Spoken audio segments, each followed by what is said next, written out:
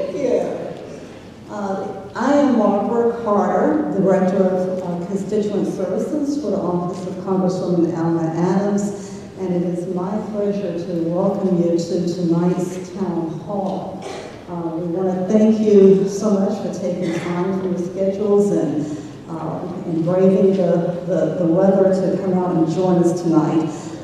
You have a strong voice. We want to hear from you, and we will give you the opportunity to be heard later on in tonight's program. Tonight's discussion will be focused on healthcare, education, and immigration. We have assembled a panel of experts in each of these areas to help facilitate our discussion, and I will introduce our panel in just a few minutes. Before the introductions, I do want to take time to thank Reverend Clifford Matthews Jr. and the St. Luke church family for opening their doors for tonight's event. So thank you very much. There are a couple of people in the audience that I also like to introduce. We have, I know at least one elected official here, and that's County Commissioner Vilma Leak. Thank you so much for coming this evening.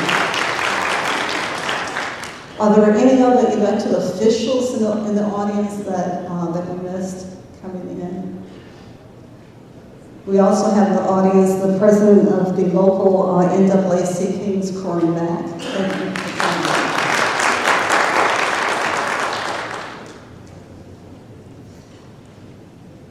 At this time, I would like to introduce someone that I think you're waiting and anxious to hear from.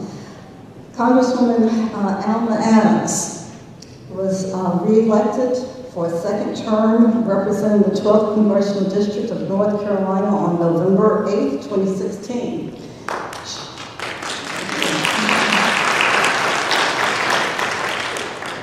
She was first elected to serve the 12th District on November 12, 2014, after winning a special election to complete the term for the 112th Congress, 113th Congress. Immediately following the election, she was sworn in as the 100th woman elected to the 113th Congress, the most women in the U.S. history.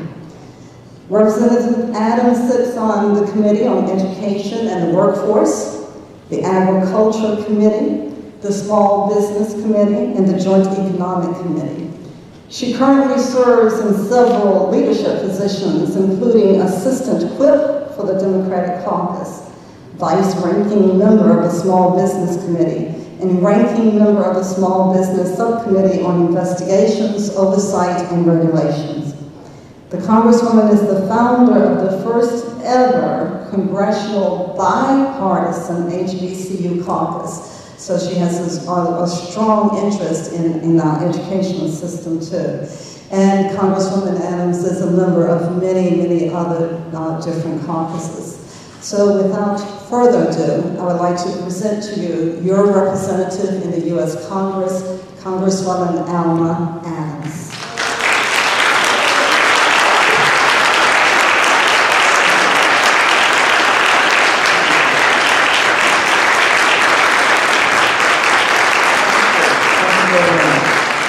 Thank you, Barbara, for that kind introduction and for working in the capacity tonight and overseeing this process. And let me thank all of you so very much for being here. To the St. Luke family, Reverend Matthews, thank you again for opening your doors. It is, we bypassed the snow on yesterday, and we hear that we're expecting 13 inches in Washington, so I'm probably going to stay right here tomorrow.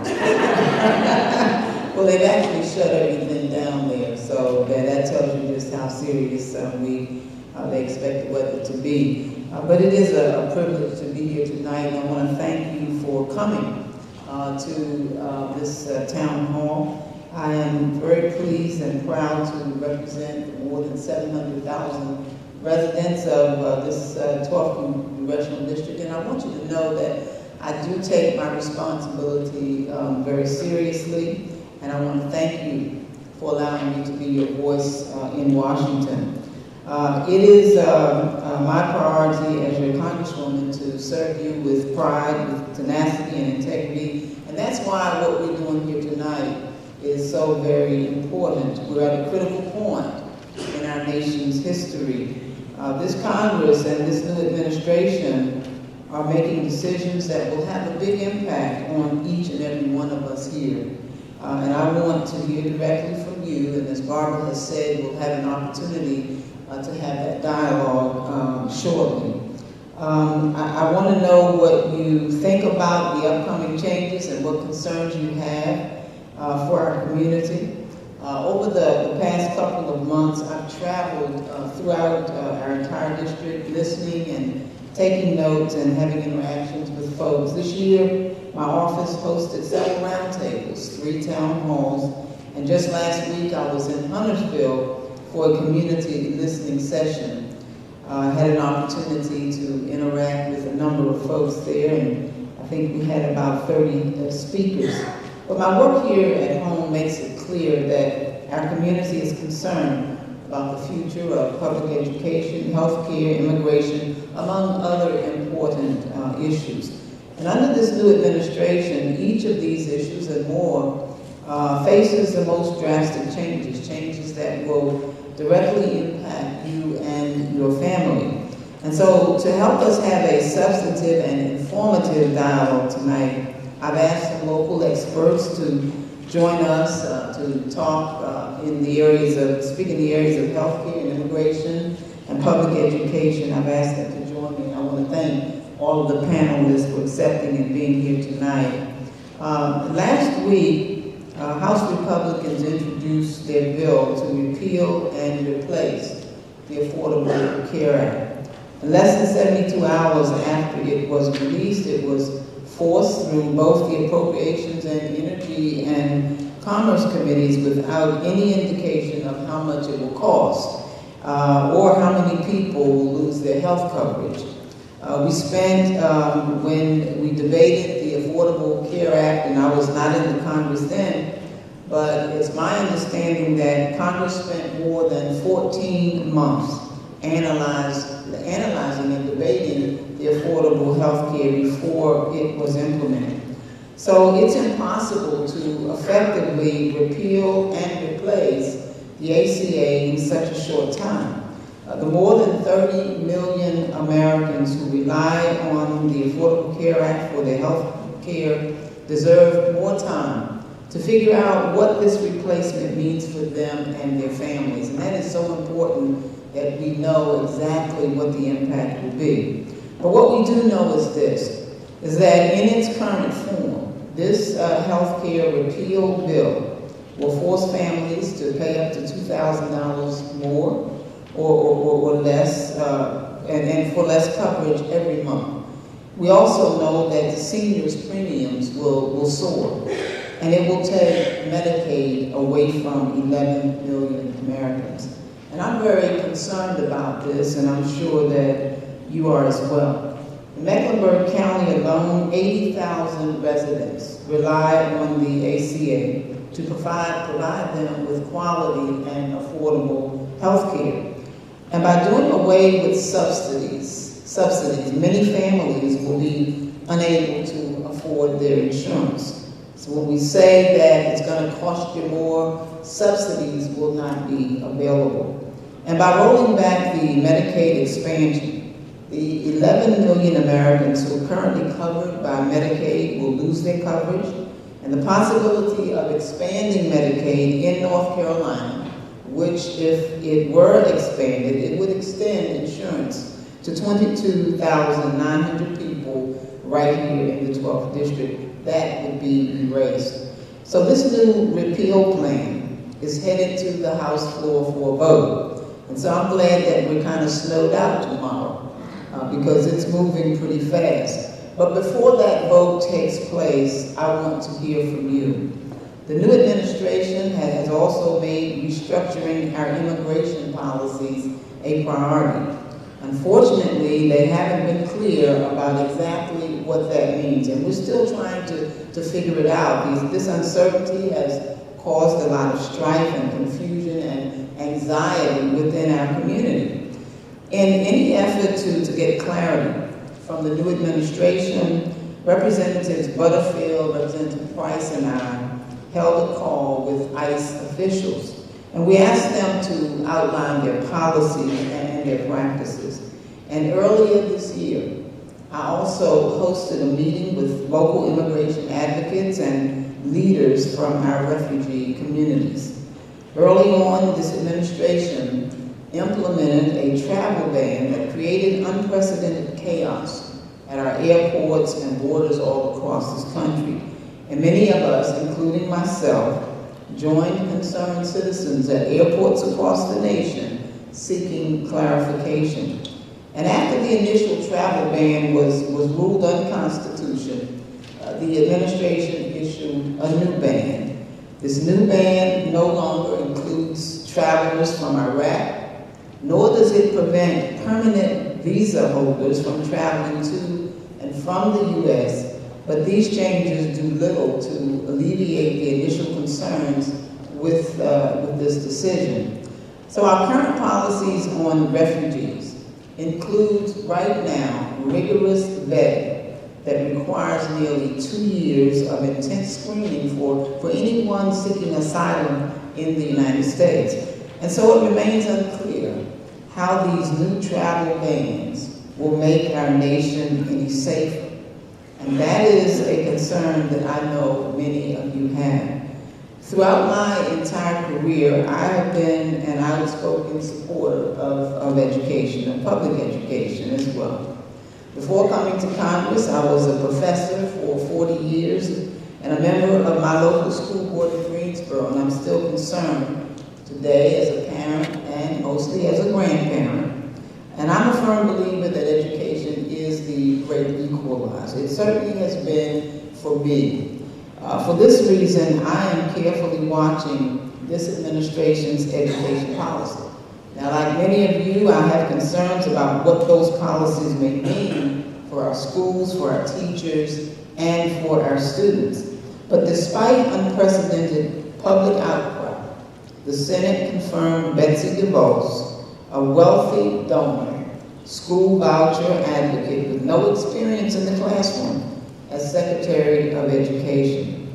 Further, the administration promised to shift $20 billion in funding away from public schools and toward a voucher program that would fund religious, charter, and private school educations. And finally, Congress rolled back accountability measures for teacher preparation programs and protections for minority and disabled students, doing a great disservice to our most vulnerable student populations. As a member of the Education and Workforce Committee, I'm on the front lines defending against these actions. And so after we hear from our panel, I hope that you will share your concerns and that you will ask the many questions that I know you have.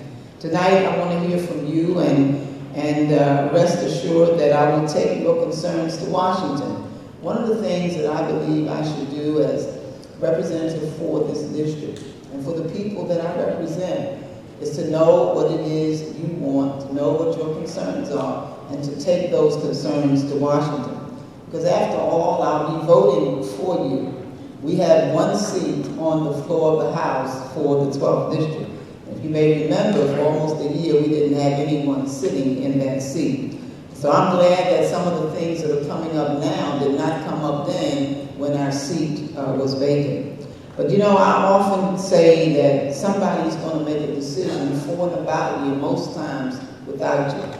So you either need to be in a position to make those decisions on the inside, run for office and serve in that capacity, or you need to be able to control those of us and make those decisions on your behalf. This Congress is making important decisions that will affect us for generations to come.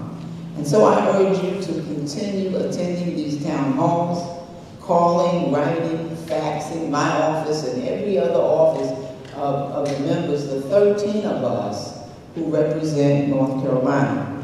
There's great power in your voice, and power is what makes the difference in lives and communities. So I want to thank you again for being here tonight. I want to thank my staff for helping to facilitate tonight's event, and I want to just recognize them and ask them to stand.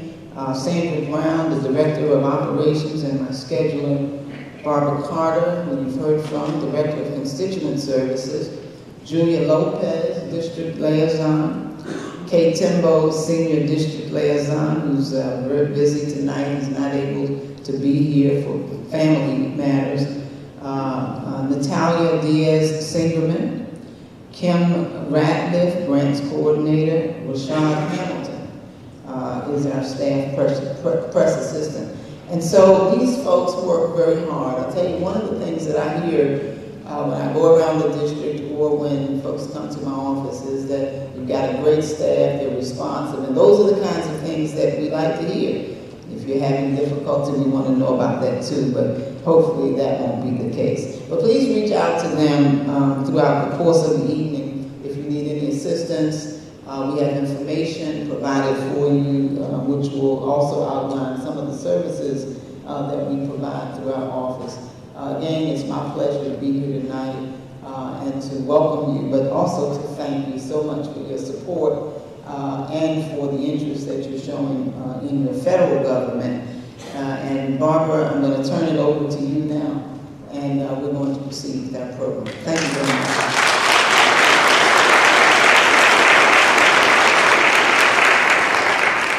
Thank you, Congresswoman.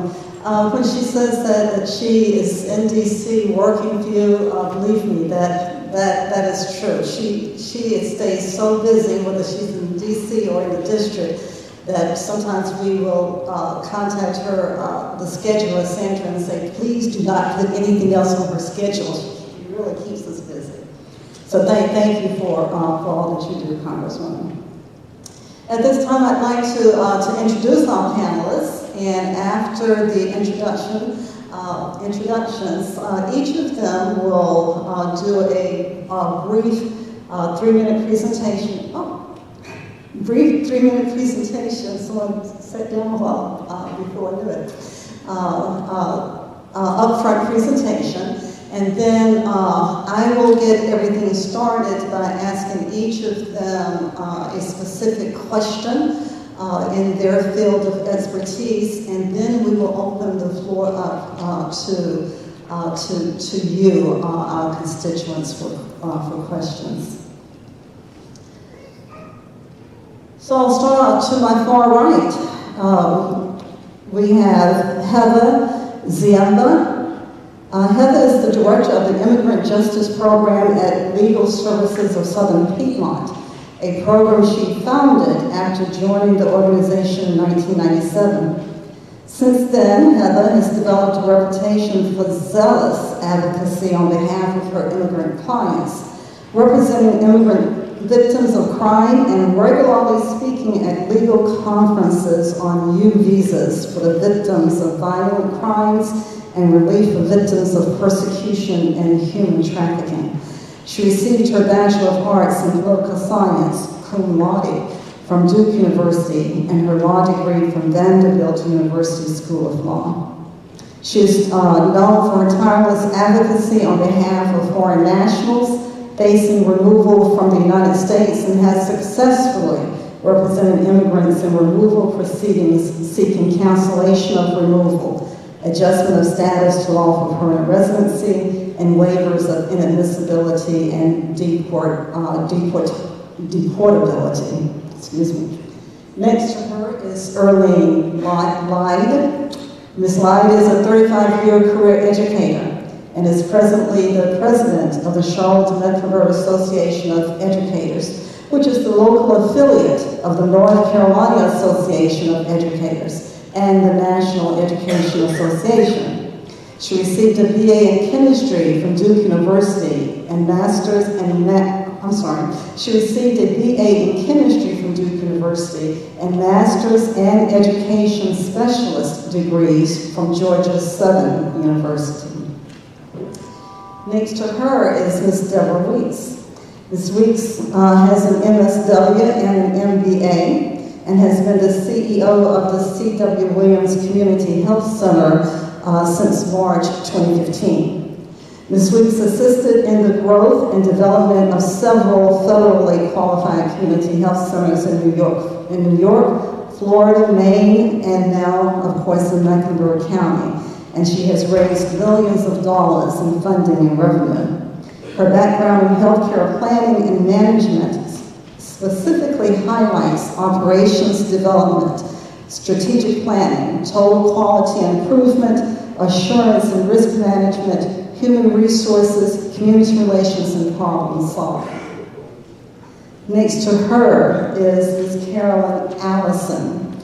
Ms. Carolyn Allison has more than 30 years of experience in healthcare administration, including hospitals, managed care, and community health centers. She was the CEO of C.W. Williams Health Center between 2000 and 2010.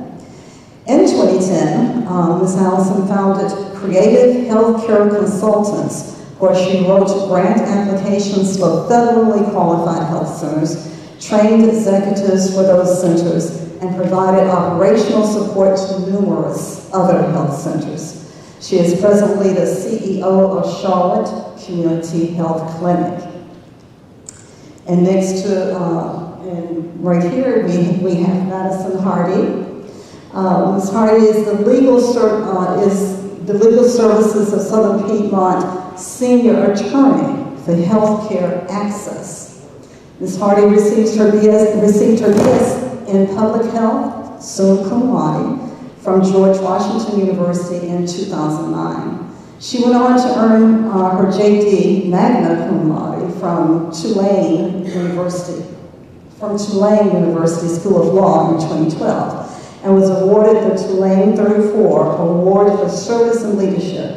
While studying in New Orleans, she worked with several legal organizations, including Tulane Legal Assistance Program, Health Law Advocates of LA, and AIDS Law of LA.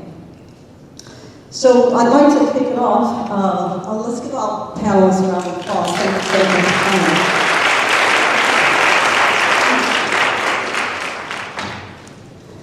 I'd like to start out by just asking a couple of questions, and after, I'm going to ask each of them some opening questions, and after everyone has had a chance to answer their questions, then we will we'll open it up for to the audience. But before I do that, if each can just give a 3-minute presentation up front, and we'll start with to my far right.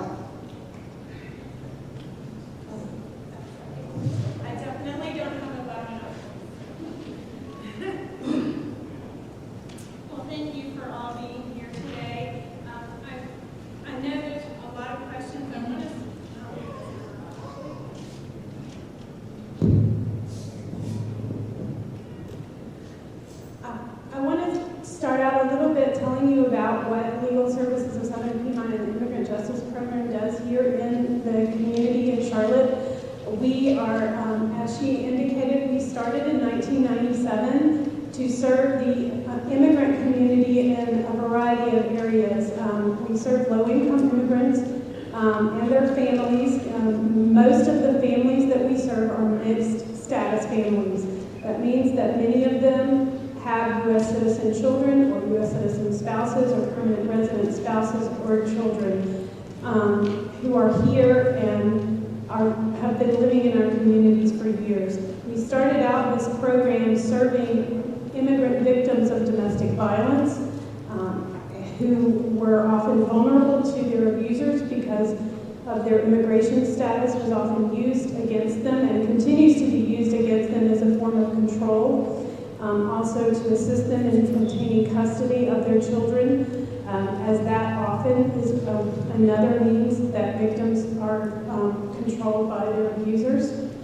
We continue to do that work today. It is a very large part of our work. We also represent victims in obtaining legal immigration status, in addition to protective orders, assisting them through the criminal process and prosecuting their abusers. And the immigration status is a very important part of that process because many times their abusers are legal in this country and use their immigration status to prevent them from trying to seek assistance.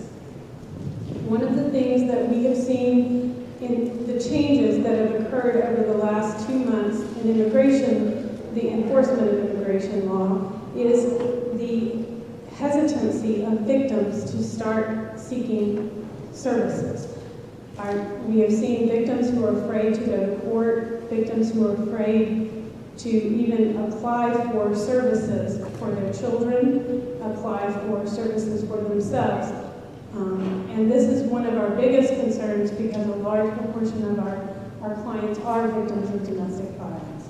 We also represent children who have come into this country fleeing from severe abuse. Oftentimes it may be from another parent. It may be that they have been targeted by violent gangs in their home country, some of whom their parents have been murdered. They have been targeted as victims because their parents could not pay fines to gangs or what they call a war tax. All of these children you've probably read about have been coming into our country for fear of their lives. Some of them are as young as 2 years old, who have been threatened with kidnapping or even kidnapped in some situations. We assist those children in obtaining a legal status in this country to allow them to remain safe from those persecutors, as well as their parents when they are eligible for leave. Again, those children, one change that has occurred with the new executive orders that the administration issued back in January is that there is a new emphasis on trying to prevent these children from seeking these services.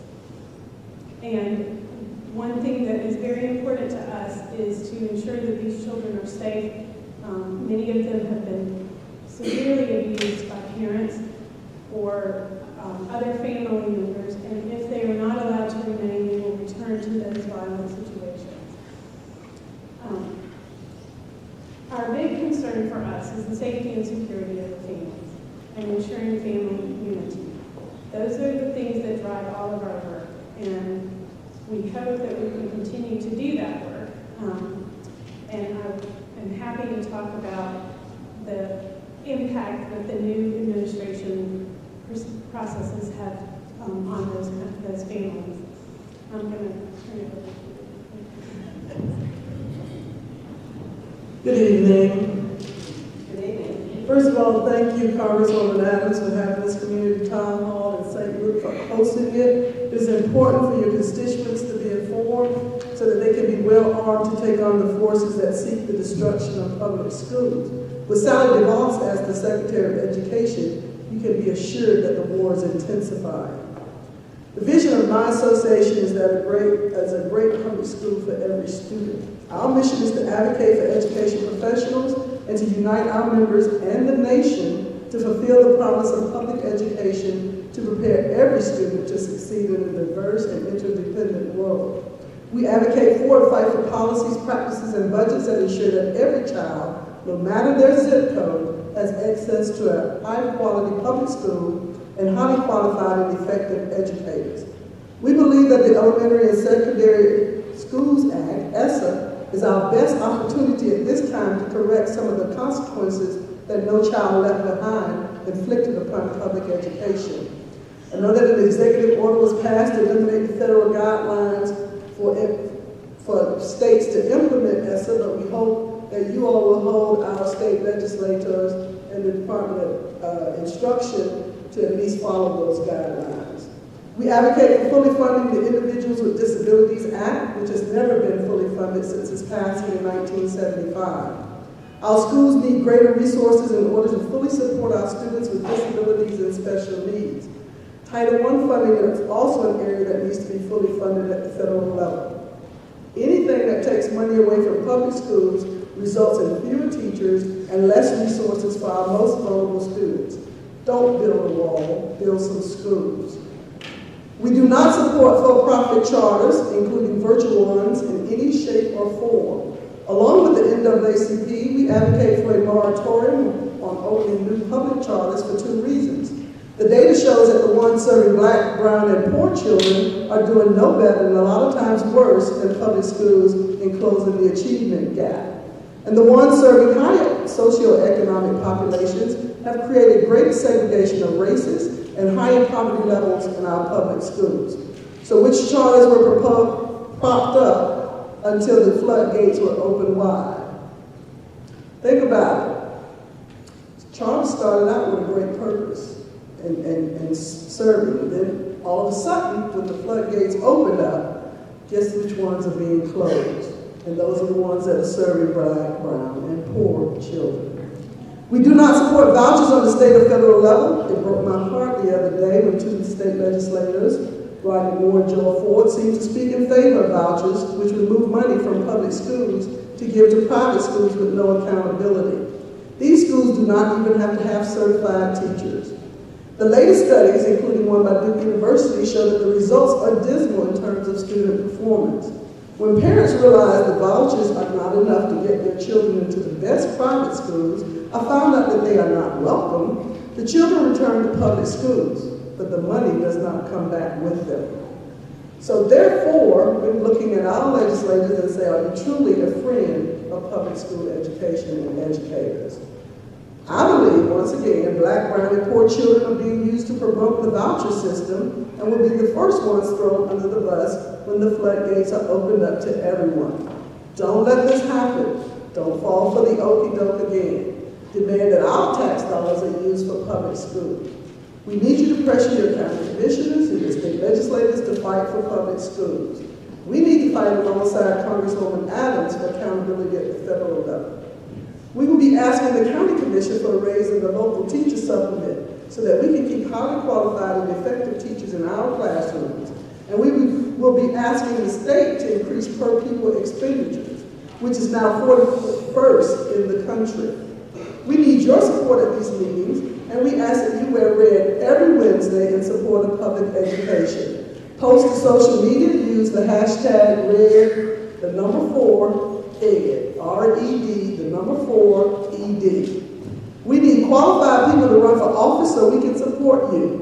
You know, we can march and march, but the biggest march of all is the one to the polls. Vote for those who support the only way up and out for the majority of our children, public school education. Thank you.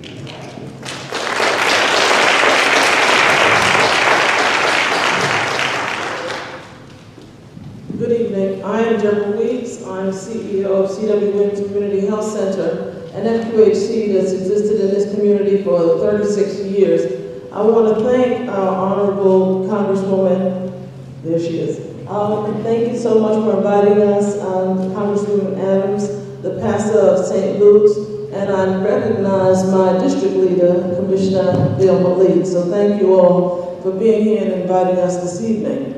I just want to let you know that, as I stated, the FQHC, a federally qualified community health center, is an integral part of the community. It is valuable to every community in the United States.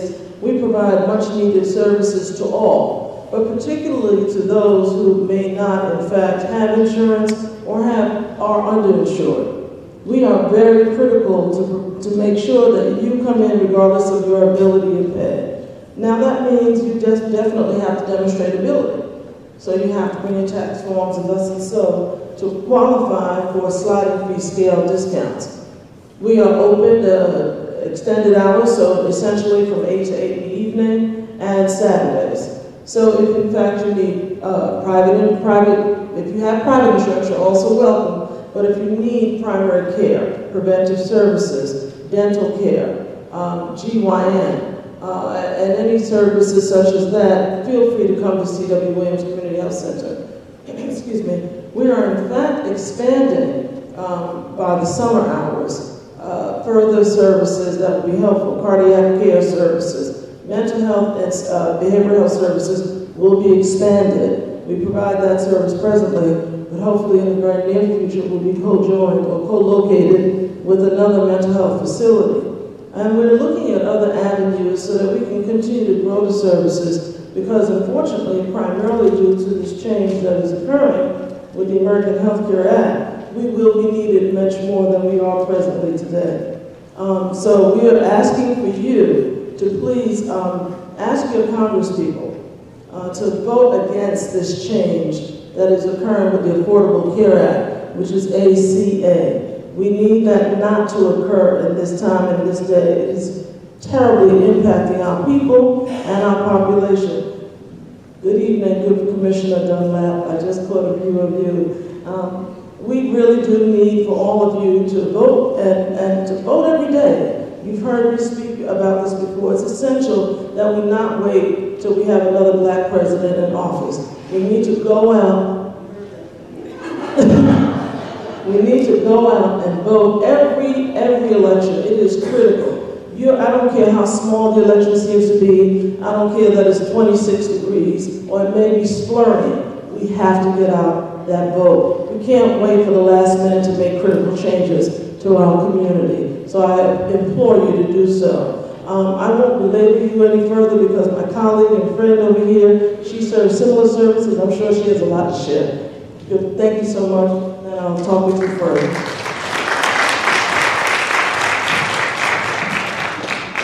Thank you very much. It is truly an honor to be here, and I want to thank our representative, Adams, for inviting me out here tonight, and also all of our elected officials who are out here. And also I want to thank you, those individuals here in the community, for coming out on a very cold night. So thank you so much.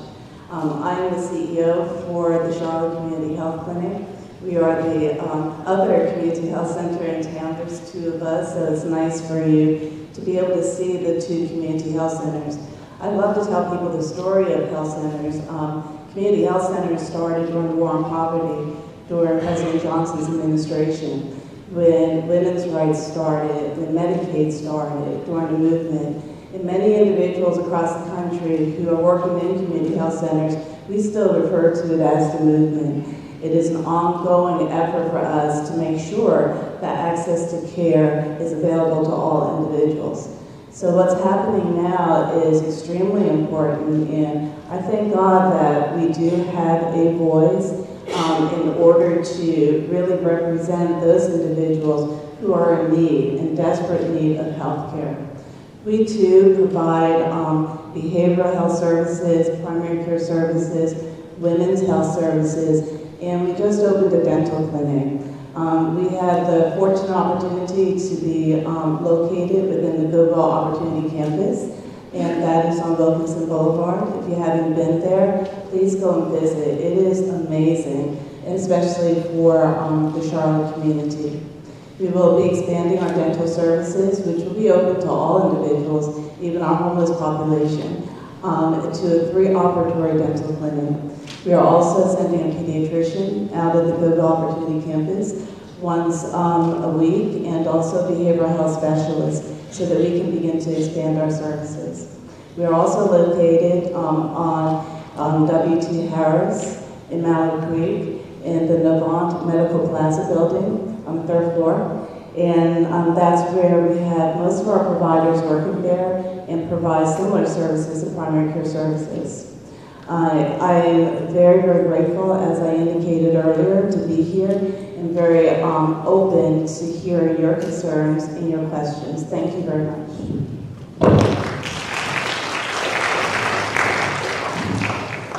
Thank you so much. My name is Madison Hardy, and I'm an attorney at Legal Services of Southern Piedmont, working with Heather Ziemba. And my area of focus is access to health care. And I'm so thankful to Congresswoman Adams for inviting us here today.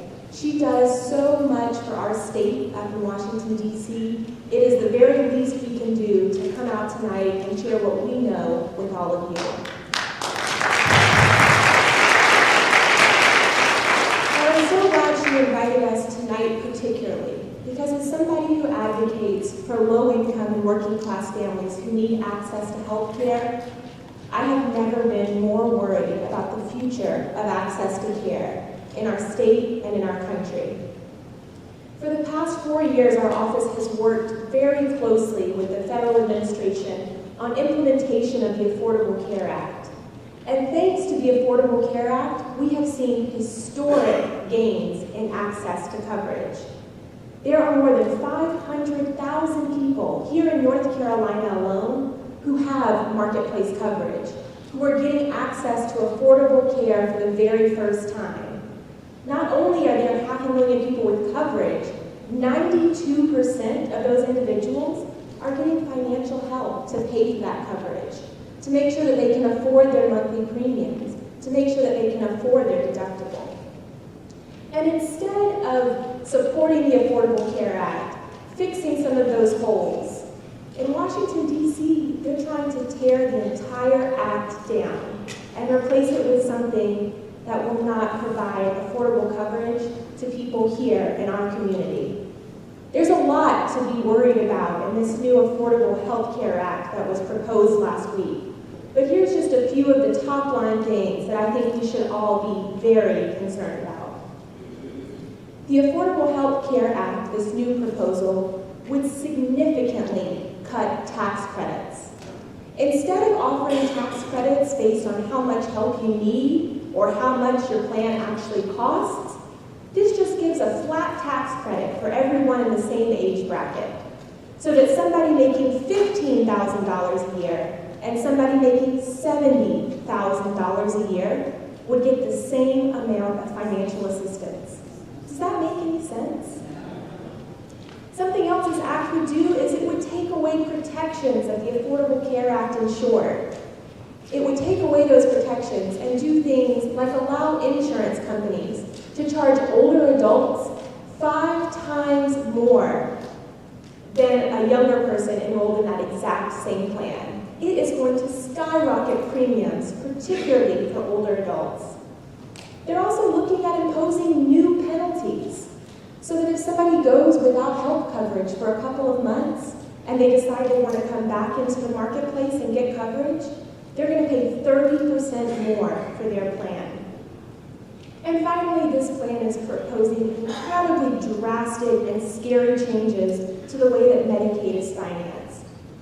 There are about 2 million people in North Carolina that rely on Medicaid and CHIP funding. And under this proposal, there are very serious risks to some of our most vulnerable community members, people like pregnant women, the disabled, and children. And this isn't just me saying what I think about the plan. Just this afternoon, about an hour ago, the Congressional Budget Office came out with their analysis of this new plan. Under their analysis, just next year, there will be an additional 14 million people who are uninsured. By 2026, that number goes up to 28 million additional uninsured. And I'll tell you that my friends at the federally qualified health centers, they do a great job, and we are so lucky to have them in our community. But they're supposed to be a safety net. There are not enough federally qualified health centers to even come close to catching an additional 28 million uninsured people. So at Legal Services, we're getting calls every day from people who are terrified about what this new plan means for them, from people who know that under this proposal, they will no longer be able to afford access to care. And we want to lift up their voices, and we want to hear from other people in the audience tonight who would be impacted by these really drastic changes.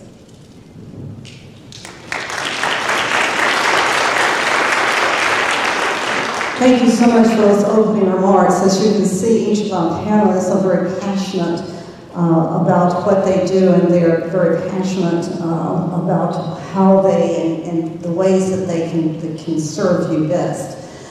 Kicking it off with just a few questions, and we do want to give as many people in our audience today as we can a chance to ask questions too, but I do want to start off with just a few questions. And I will ask that we keep our responses as short as possible so that we can kick it to all of our constituents out there. And I'm going to start out with an education question for Ms. Lott. And you touched on this a little bit in your opening remarks. What can we expect for public education under the new administration? Very straightforward question. First, you can expect the gutting of the education department. And just remember that they're responsible for Head Start allocations, federal Pell grants, special education grants, career and technical education grants to locals, Title I monies, English as a second language grants to support our students, and of course the educational budget. So immediately though, again, our local district requires on about a fourth of its budget from the federal government. Thank you, and I hope you're keeping notes so that you can do any follow-up questions that you need to do when we turn it over to you. This next question is a two-part question. The first part I'm going to ask Ms. Allison to respond to, and the second part I'll ask Ms. Weeks to respond to. The first part is, a lot of discussions have been taking place on the state of women's health. Would you please speak to how our current health policies impact women's health? And the second part, which goes to Ms. Weeks, is, what is to be expected during the course of the next 4 years as it relates to women's health in this new administration? The Health Citizen's on. Thank you. Women's health currently under the Affordable Care Act. It requires all plans offered in the individual and small group markets to cover 10 categories of essential health benefits, including maternity care, preventive care, such as contraception and cancer screenings. Prohibits pre-existing condition exclusions, which historically have included pregnancy, prior C-section, and history of domestic violence. Prohibits discriminatory premium pricing based on gender, which is called gender rating. Prohibits abortion coverage from being required.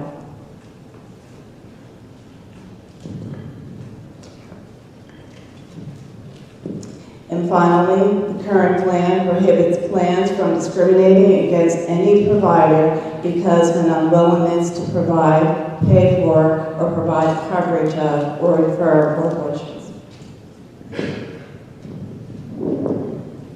Well, I hate to be the bearer of sad and bad news, but I must tell it to you as it is. This new ACA rollout, which is called the American Health Care Act, correct?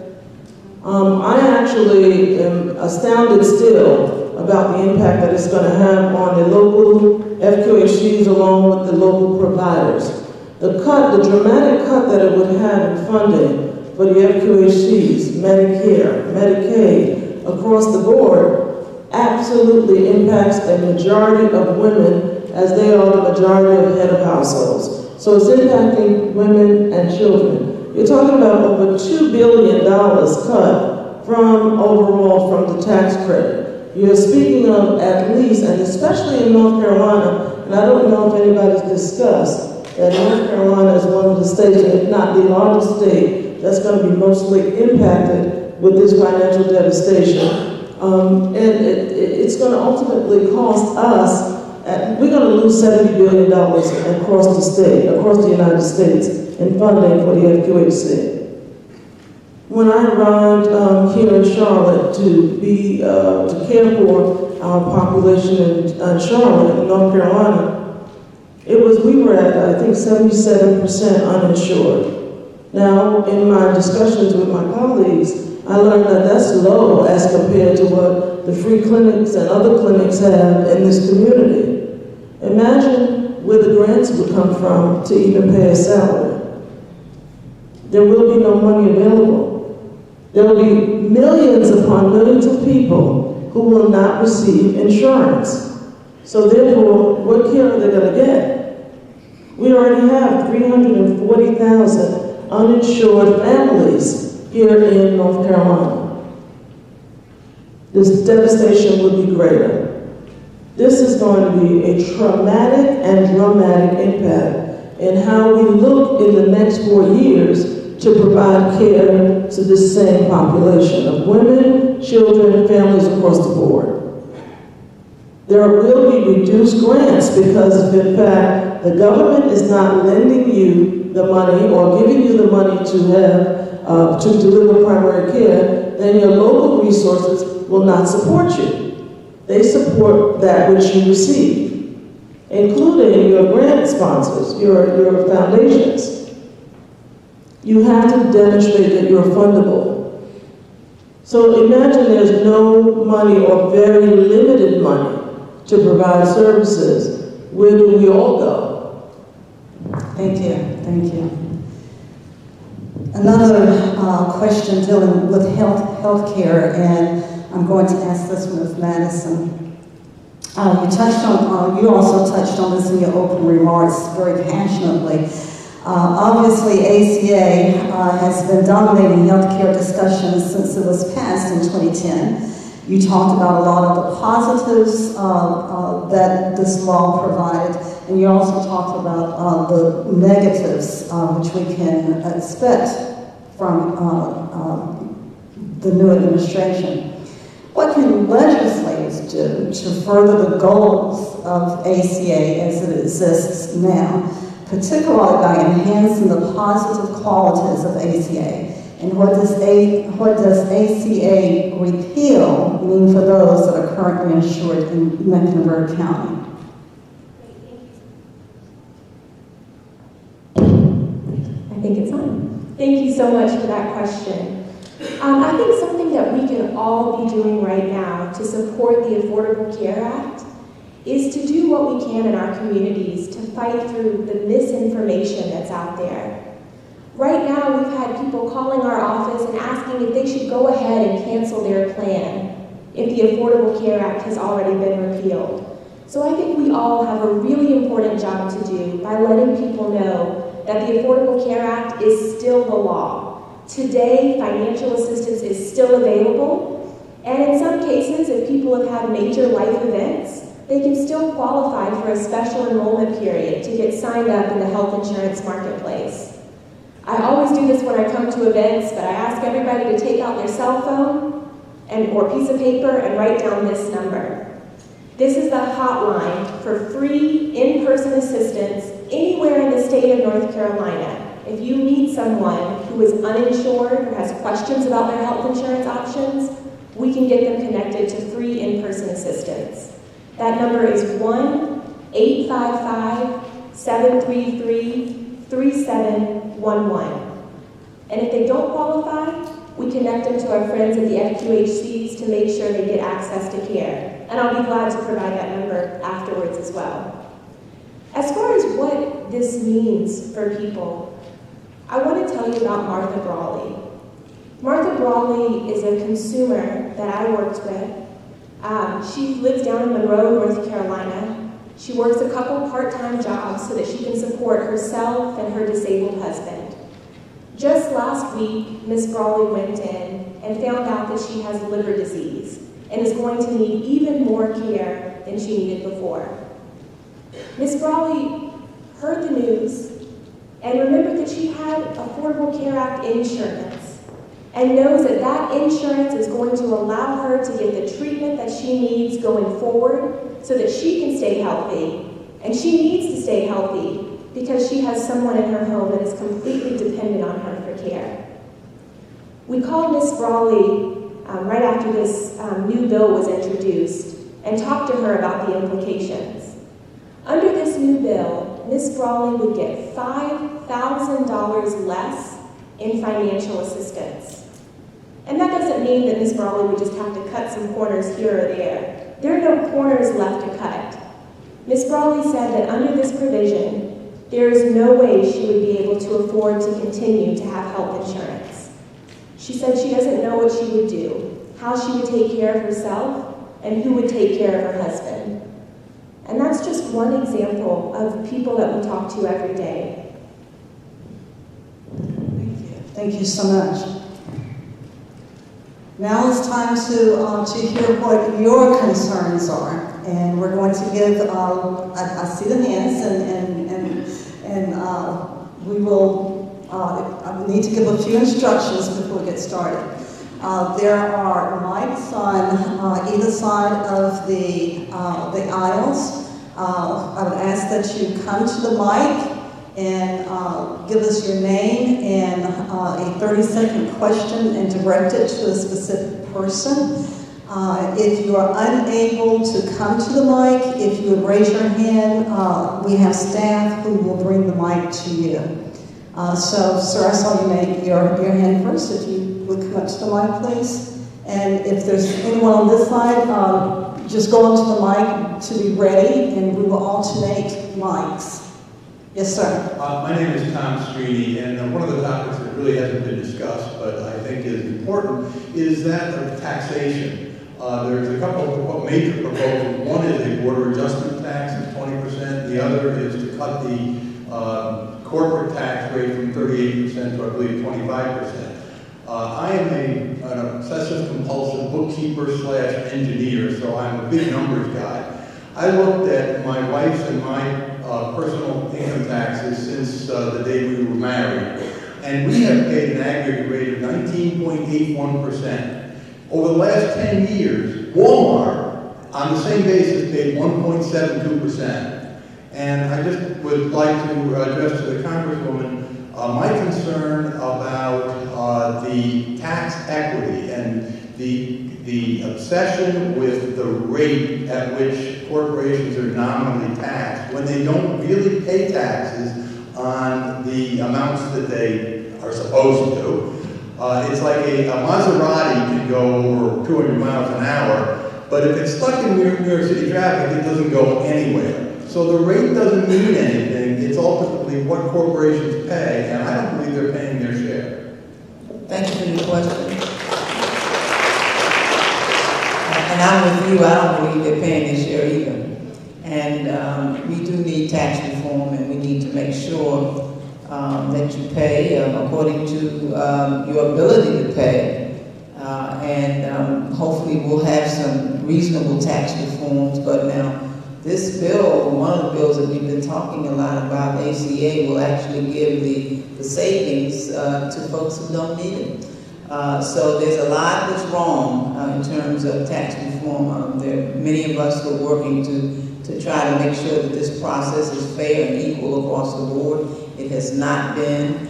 I'm not sure how far we'll get with it, but I can tell you that we're working hard to try to ensure that folks like you and a lot of the other people here don't pay more than they need to pay than people who, you know, like our president has bragged that he had paid their taxes. So we don't need to continue down that road. We do need to correct it. I thank you for your question and let you know that we are very concerned about it. We're working on it, and hopefully we'll be able to move some minds. Thank you, sir. Good evening. My name is Priscilla Johnson, and my question is directed to Ms. Zimwa. Since the directive from our President Trump, could you tell me, or would you have any idea how many immigrants have experienced deportation back to their country? And are you working in collaboration with the Charlotte Police Department in keeping those statistics? I can tell you that it's definitely increased substantially since the issuance of the executive orders. One of the biggest things that has occurred in the change is a change in priorities over who is targeted for deportation. Under the previous administration, the focus was on those with serious criminal records. Now the change has resulted with the executive order that everyone who is not here with a legal status is a priority for deportation, including those that have current applications for legal status pending. And what we have seen is that there has definitely been an increase in that. And we have been working with the Charlotte Police Department because, as I mentioned, we work a lot with victims. And, you know, this is a serious concern for public safety because it is discouraging victims, not only of domestic violence, but parents who may have children who were sexually abused or physically abused by another parent. They're fearful of reporting those crimes for fear of that they will turned over to immigration. And what our focus has been on is to talk about this as a public safety issue, that this is not just a public safety issue for the immigrants, but it's a public safety for the entire issue for the entire community. Because if the police department, whose charge is enforcement of criminal laws, state and local criminal laws, is focusing their efforts on immigration enforcement of people who often do not have any criminal record. Obviously there are some, and they would fall within their priority of public safety, then they're not able to focus on an investigation of crimes on a daily basis. And that's why this is so important, and I think it's an issue that really everyone should be concerned about in trying to deputize our local law enforcement to enforce federal immigration laws.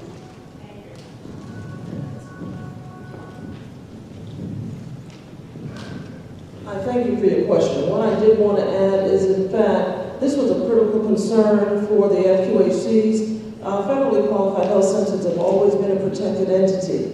We are not responsible to report you if you are an immigrant without paperwork, etc. We are not, and today we were concerned because of the President's directive.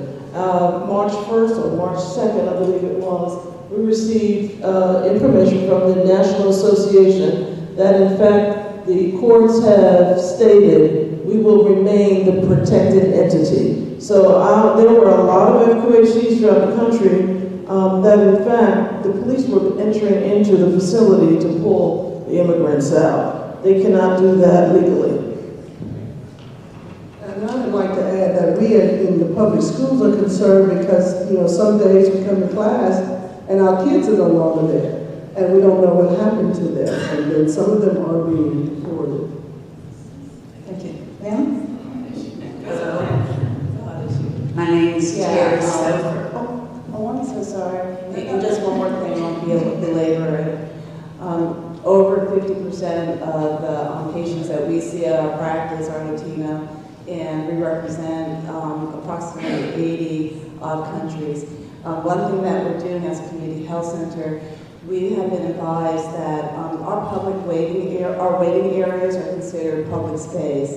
And in order to change that, we have to put up signage in order to indicate that the individuals coming to our practice, either guests or patients, are actually there, they're guests of ours. And so therefore, it's no longer a public space, and that will prevent ICE from coming in. Ma'am, Hello. thank you. My name is Terry Sofer, and I am on the Legislative Committee for Healthcare Justice, North Carolina. And I would like to first say how much I appreciate you showing up at every town hall meeting you ask for,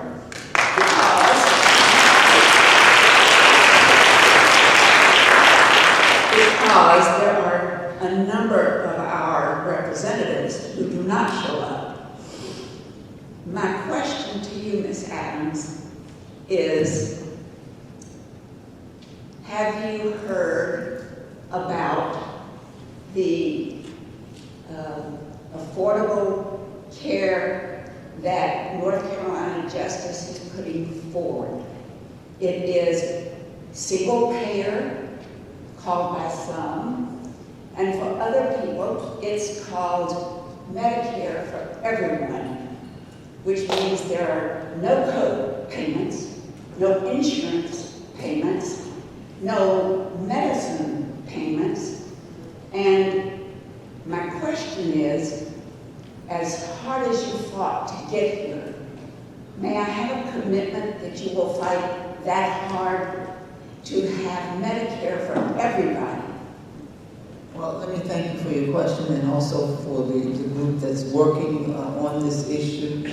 I heard our president say that he wants health care for everybody. I do too. Yes. And so if there are opportunities and ways that we can do that, certainly I would be supportive, and we will take a very close look at it. Now, Medicaid and Medicare are different, And I think we also need to, as we talk about this, to make sure that our most vulnerable citizens, the poorest, who don't have access. And I'm going to tell you, I've not always had health care. So I do understand when you don't have it. I grew up without it. I had a very sick sister who passed away at 26 years old from sickle cell anemia. But my mom and I would get up in the middle of the night, 3, 4 o'clock in the morning, and we would go to the emergency room, and that's how she got her care. I don't want that for anyone. That is not how we should serve our citizens, and I do believe we need health care for all. That's certainly something that we'll take a closer look at. And I appreciate you working on it, and I want to be happy to work with you. Thank you.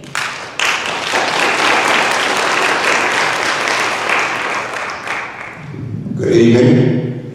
My name is Don Burrell, and I came here tonight simply to ask the Congresswoman if she would ask her colleagues in Washington to provide the same level of health care coverage to the American people that Congress themselves enjoy. And if not,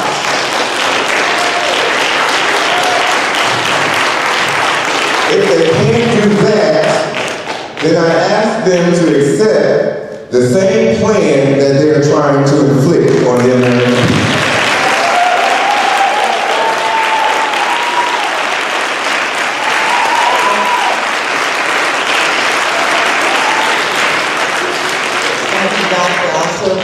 Take that message. Now, I'm just getting to Congress 2 years ago, but it's my understanding that the really great plans, and of course, I can't imagine that any of my colleagues don't have health care and they don't have good policy.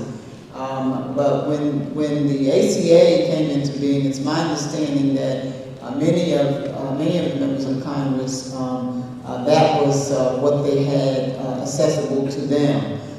But even with that, you know, there's still some good plans there. But you're absolutely right. I'll take that message back. And you know, what's good for the goose is good for game. I'm sorry, I don't want to interrupt you, but I want to clarify a point so that we all understand. This new plan would benefit them.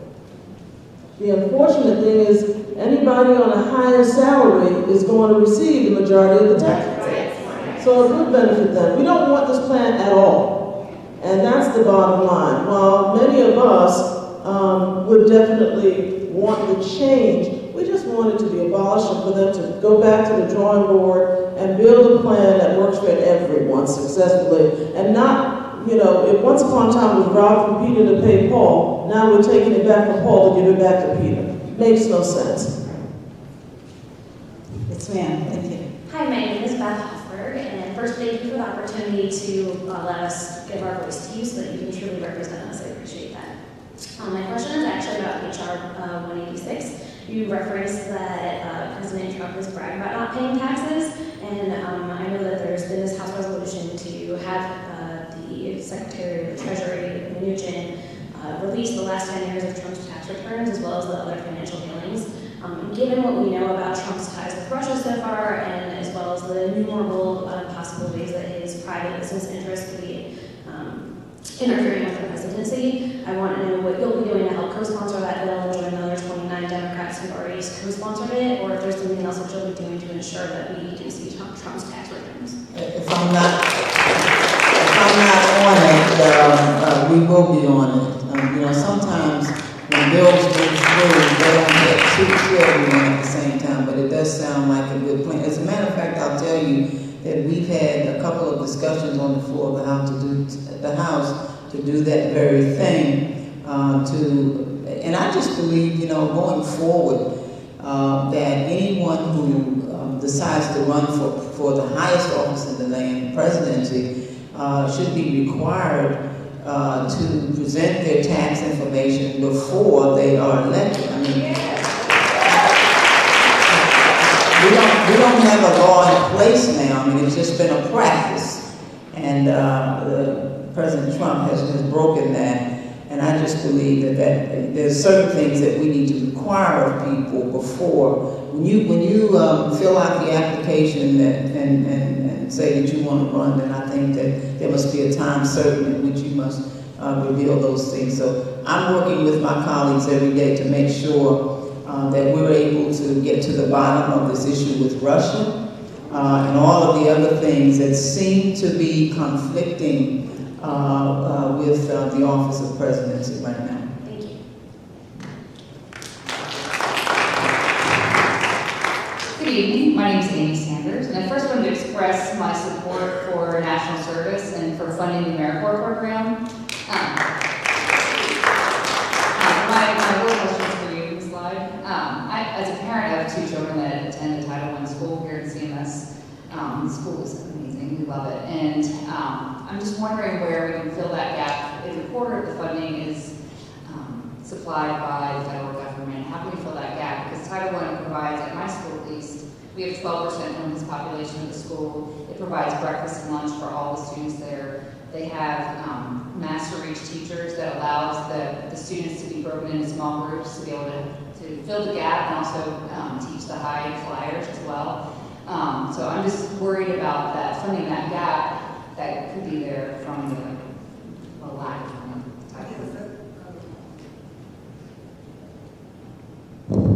That should be a major concern, because then we'd have to go to the state and then the county, because our local school board doesn't have any taxing authority, so therefore they can't generate funds.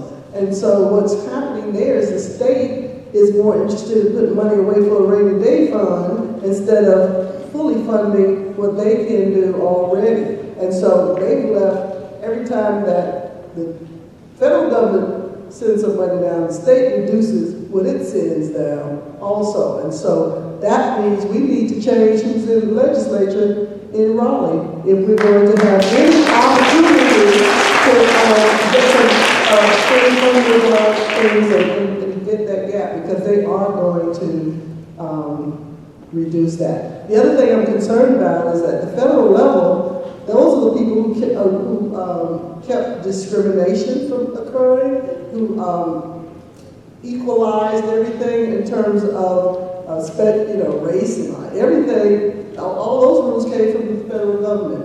So we got a long road ahead.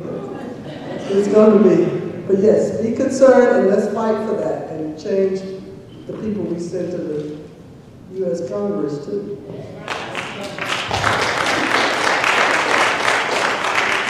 Thank you, yes, sir. Yes, good evening. My name is Brian Henry. Let me just first start off by saying it's so encouraging to see so many passionate individuals that are here willing to fight against the new government. So for me, it's refreshing to see so many just faces that are willing to stand up and that want change. So that's the first thing. It's very refreshing to be here. Second, my questions for Congresswoman. Good to see you again. Last week, watching Democrats Live, Representative Perez, Representative Ellison, they made 2 strong points. The first point being that for all upcoming future elections, that no Republican should run unopposed for office, whether it's in the Senate or higher up. The second point they made was to provide funding for various cities or for big cities as far as just to help first-time candidates. What can be done in Mecklenburg County and what will be done in Mecklenburg County to encourage first-time individuals to run for office? Well, let me say that I'm not sure what I haven't had an opportunity to see the Representative Ellison's bill. He said he has a bill. No, it's his idea of just what he wants to do in the future going forward. Well, I sit on the Progressive Caucus with the representative. I respect his opinions a lot. I can't give a lot of political opinions in this congressional public meeting. I'm happy to talk to you afterwards. But I do think that it is important. As I said before, somebody's going to make a decision for and about us most times without us. So either you've got 2 choices. You could run for office and try to help make those decisions from the inside out. Or as folks who have elected other people, you need to make sure that you hold people accountable who are making decisions on your behalf. But most importantly, they must know what it is you want. Now, so competition is good. You know, I've had a lot of it. You all know that. And I just believe that, you know, we want good people to serve.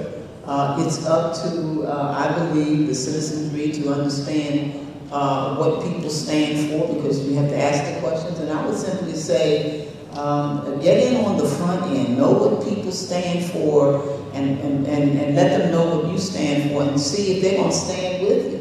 If they're not going to stand with you, then maybe you need to stand away from them. I read a novel idea the other day that here's what you do. In those gerrymandered districts, change our registration, our affiliation, and go and vote in those districts. And that'll keep them from gerrymandering them anymore, just for those particular elections. Yes, sir. Hi, I'm Steve Arnold with the Charlotte-Mecklenburg NAACP, and my concerns with voting rights. Well, we have had an uphill battle in North Carolina, as you know, with the Fourth Circuit actually having to step in and find 5 provisions of what we call the monster voting law in North Carolina, you know, invalid. And it really saved us in some respects with this last election. Facing a possible Supreme Court appointee, the Supreme Court did not overturn that decision because we have a 4-4 Supreme Court. Facing a possible appointee, conservative appointee to the Supreme Court, and a Attorney General and Judiciary that's not necessarily looking out for our interests. What do you see that can happen on the Hill and locally to keep those protections in place and roll back some of these restrictions? Well, let me thank you very much for your question. I know the monster law very well. I was in the General Assembly when it passed. I fought it then. I'm continuing to speak out against that. And of course, it has created a number of problems in terms of keeping people discouraged about going to vote and those kinds of things. Now, I just believe that we're going to have to, in Congress, make sure that we do get the Voting Rights Act passed. That's number one. Last year, 2 years ago, several of my colleagues, Democrats and Republicans, we traveled to Alabama, marched across the Edmund Pettus Bridge, holding hands and thinking that, of course, when we got back, they would be real serious, my colleagues, about trying to fix this law, but of course that never happened.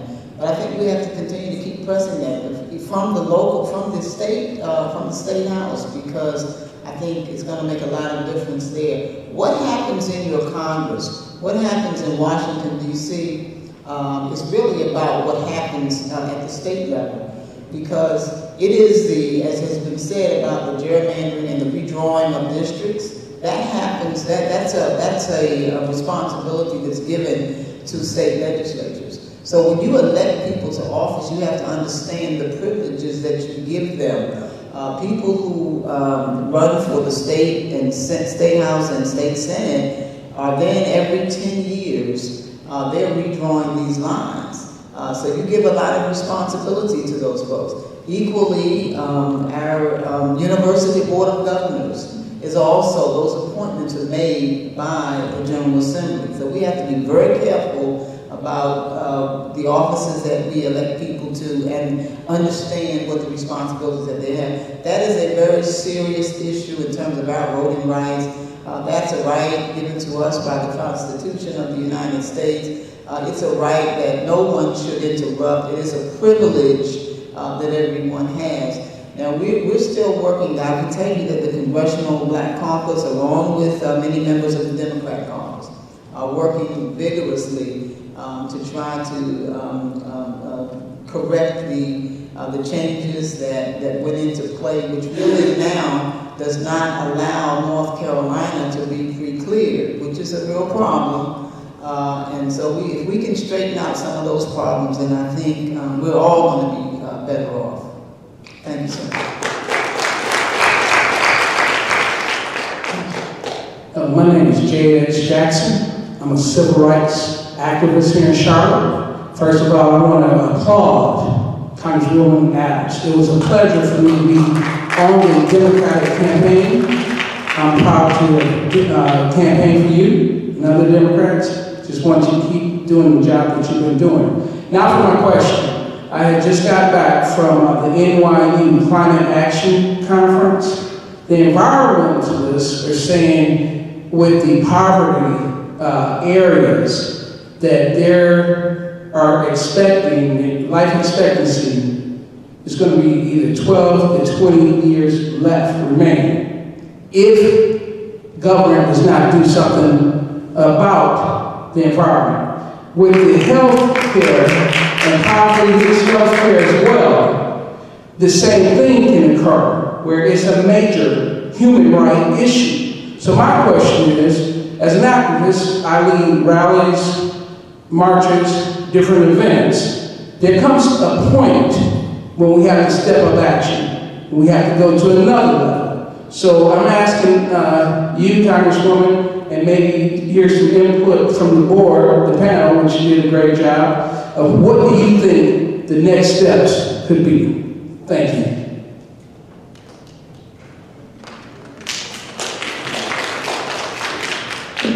Does anyone on the panel want to address the thank you. Well, I believe education permeates itself throughout every issue that's out there.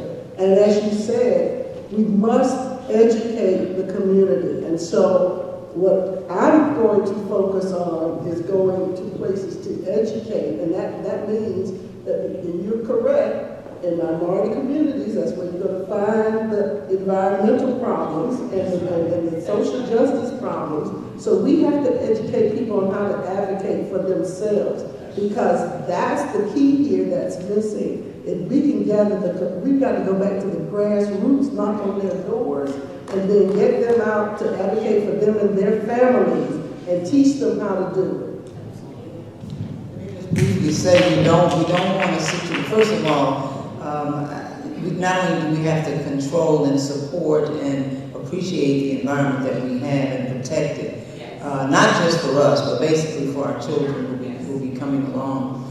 So it's really important that we put the proper funding and the laws in place that will protect our environment. Because when you don't do that, you have situations that they have in Flint, Michigan right now, with poisoning communities and children, and so we don't want that. We've got some situations right in North Carolina too that have us question whether or not our water's safe and all those other kinds of things. So it is an issue that must be, and she's right, we've got to educate people so that we can advocate on behalf of our environment and our kids.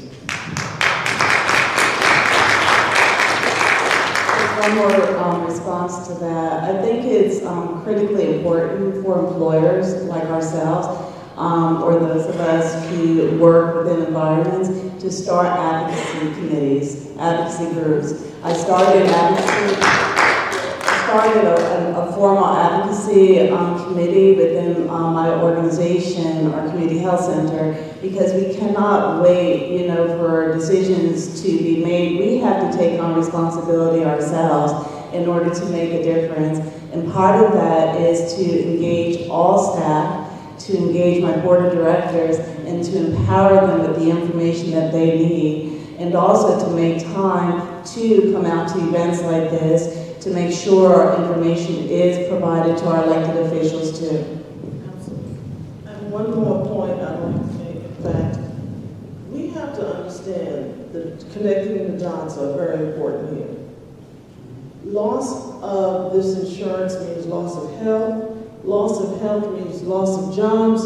Loss of jobs means loss of family, which means an entire economic downturn in poverty. I just want to say thank you. Charlotte will be the hub for this new civil rights movement.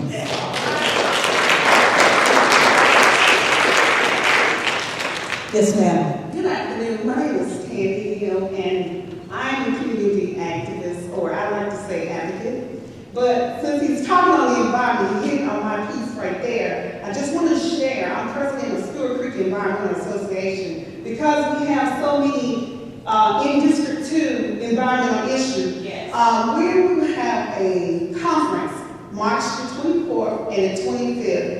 It's going to be in Memphis, North Carolina, and the EPA will be there. So the issues that's in District 2 will be presented there. Now, what I got up here to really say is, Congresswoman Adams, thank you so much. She was my professor when I was at Gwinnett College. I'm a firm advocate of education. With all the ridiculous decisions that has been impacted to our children here in CMS, my thing is, I would love to have a town hall meeting with Bessie DeVoe. You say you wanted to educate the people, I want to educate her. So I would love to have a town hall meeting with Bessie DeVoe, and she gets educated on what it's like to be in a city and our children being left behind.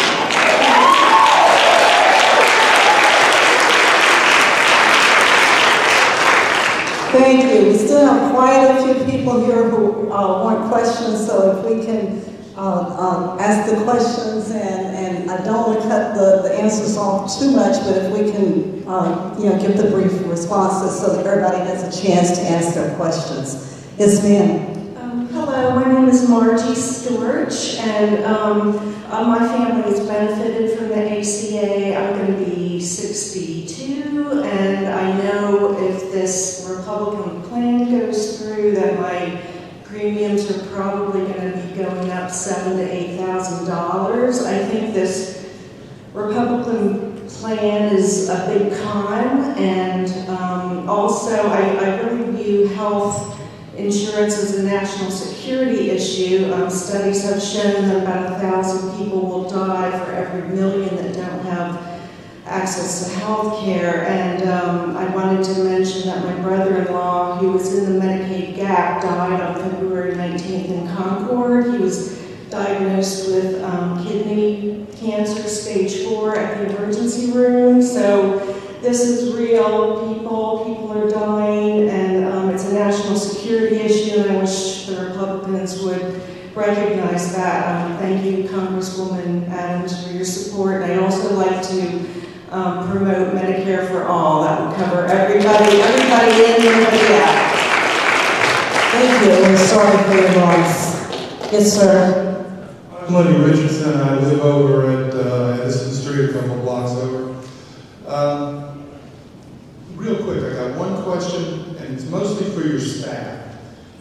I'm a computer programmer who works in a bank, so like this poor guy over here, I'm probably too wrapped up in numbers for my own good.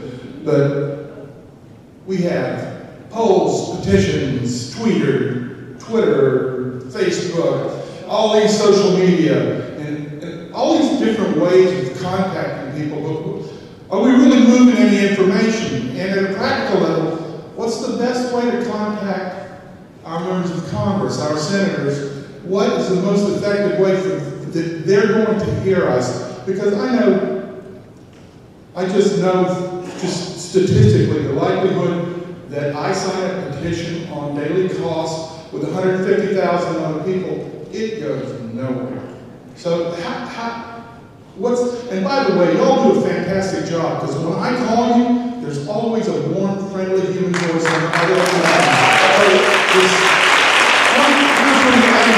You're doing a great job with your staff. I just can't speak highly enough of them.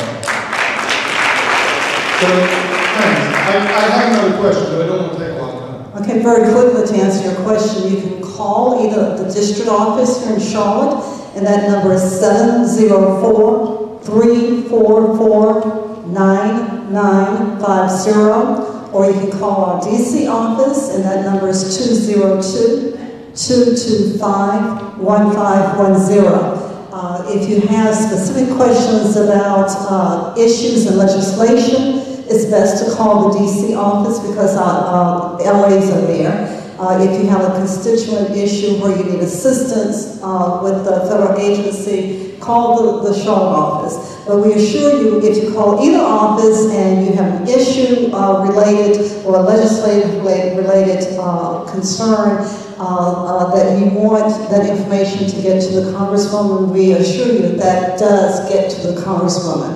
We log every call, and she's briefed on a weekly basis on those calls. Email, you can, if you have not picked up my card, I have a card in the back. You can email me, just see me after, or you can go to the Congresswoman's website, and there is a way to email your concern through the website. Well, like the lady that had a question a minute ago, I'm almost 62, so I'm long-winded. Thank you. Yes, ma'am. Good evening, women at President Charlotte for So, first of all, Congresswoman Adams, thank you for your integrity, your compassion, and your love for the people of Charlotte. We really appreciate it. Because most folk that we requested to have a meeting with did not show up. So thank you. What I wanted to do is try to wrap all this up in one conversation. We know that the Republican Party has an intentionality around how to take us back and roll us back around 75 years.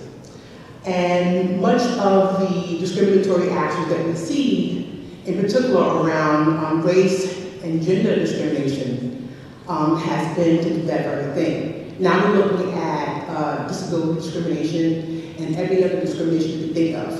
But they are intentional, and they're working as one for the most part. And what I would like to see, because you and I converse quite a bit, I would like to see the Democratic Party do the same thing, have Congress and senators begin to have conversations with our county commissioners and our city council folk and our school board folk to begin to really speak with one voice. And I am asking you, because I trust you, to be the person of reason to bring that about in some way, to have a circle of conversations, to find out what it is Democrats want to do. Because I'm tired of being reactive. I want us to be proactive. And I believe that when our leaders come together as one, with one voice, then we can begin to truly build power, not only in Charlotte, but the state of North Carolina. Thank you, God bless you. Thank you. Yes, ma'am. Thank you. I don't have a question for you tonight, Congresswoman Adams. I don't have a question for the board, but I couldn't leave tonight without saying thank you. My name is Reverend Marcia Teagard. I'm a transgender female. I want to thank you for standing up for my rights to be who I am. Thank you.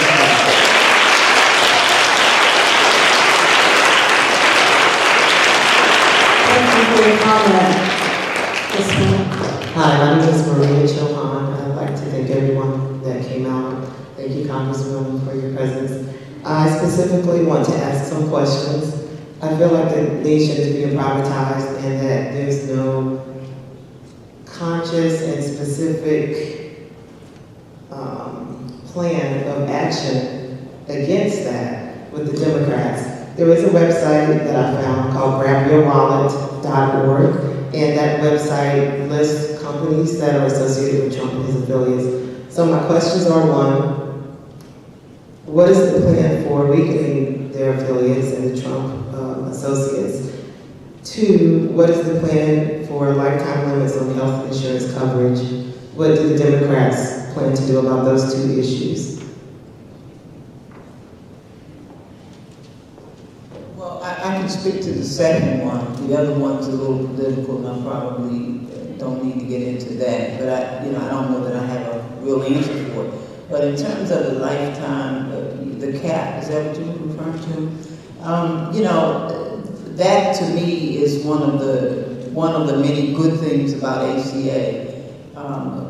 We don't have caps. In other words, prior to the Affordable Care Act, once you reached a certain limit, even if your illness continued, then you were just out of luck. I think we need to get away from that. I think we need to keep what we have in terms of not penalizing people who have illnesses, whether they are illnesses that they had before they had the policy, but there should not be a cap. You shouldn't have to cap out because you don't know how long your illness, you're going to be sick. So we're working to keep that. As a matter of fact, I'll tell you, ACA, you've heard a lot about affordable care. It was never a perfect act.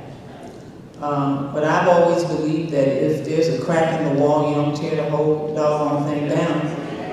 You fix the crack, you fix the problems, and I think that's the more intelligent way to proceed with what we currently have. There are too many debates going on right now, so I'm not even sure if what's being proposed that just came out is really going to pass, because there's still too many discrepancies, there's still too many opinions about what should be, and as a matter of fact, the party that I don't belong to is not in full agreement with what's out there. So, but I do think that the things that we've talked about, that we're concerned about, whether you have a pre-existing condition, whether you don't want to cap out in terms of the insurance that you have, those are things that everybody likes. Healthcare should not be a partisan issue.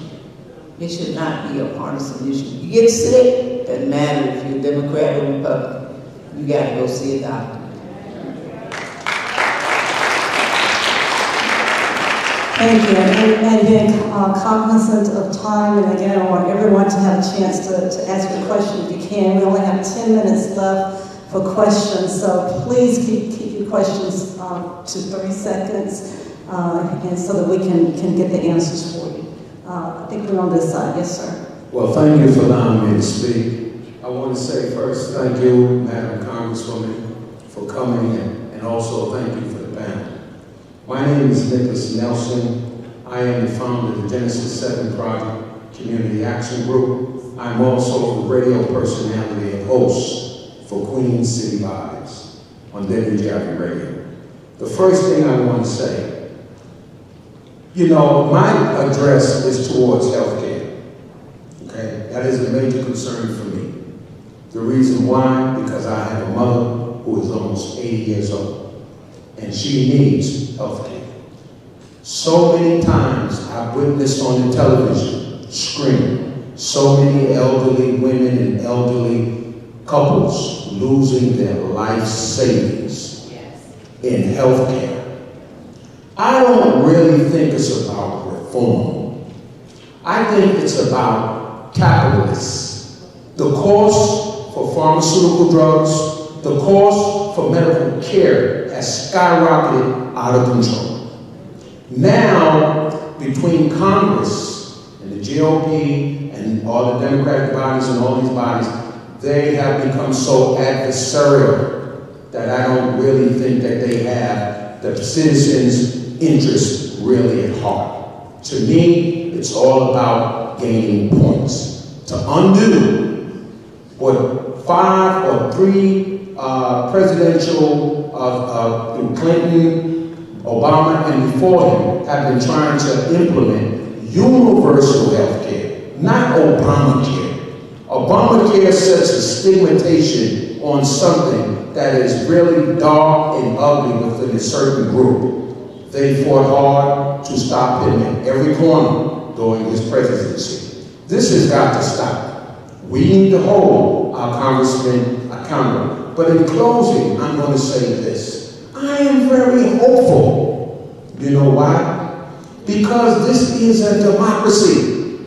And because of the issues that have arisen now, there are movements all over the country. People are coming together and voicing their grievances. And this is what a democracy is all about. The power is invested in the people. I'll say this in closing. I am a radio host. Anyone who wants to, because the need to get the information out there is important. You can come to me if you're an organization or you're doing something, you have a movement in the community. I will be willing to have you on my radio show. We can talk about it. Thank you for your comments. Yes, ma'am.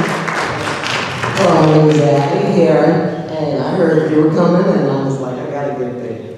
But I want to thank all of you. Where are all the men at? And something, you women rock, okay?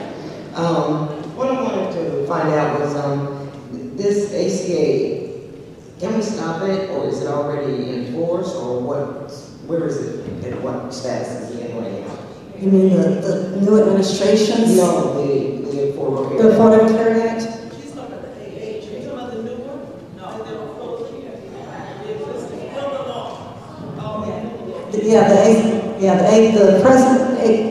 the present ACA is still the law.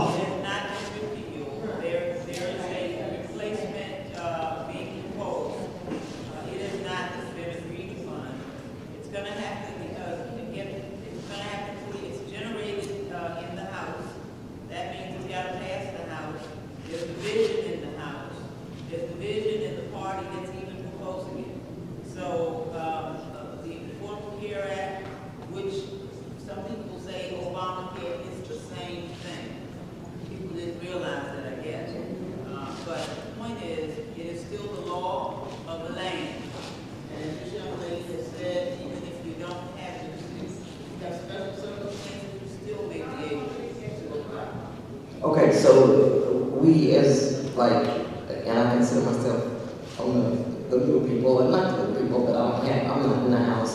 We don't have any other say-so about it, I would suggest that if you still have, you always have some say. You are the citizens that we represent.